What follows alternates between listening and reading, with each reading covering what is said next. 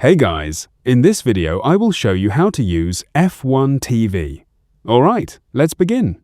First, open your browser and go to the F1 TV website. Once you're on the homepage, sign in to your existing account or create a new one if you don't have an account yet. After logging in, choose a subscription plan that fits your needs. F1 TV gives you access to live Formula One races, qualifying sessions, practice sessions, race replays, highlights, and exclusive content. Use the navigation menu to browse different races, seasons, and videos. You can also watch onboard cameras, team radios, and live timing features if they are included in your subscription. Simply select the event or video you want to watch and press play to start streaming.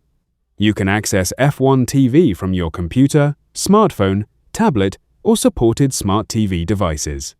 So that's basically how you can use F1 TV. And that's it for this video. Thanks.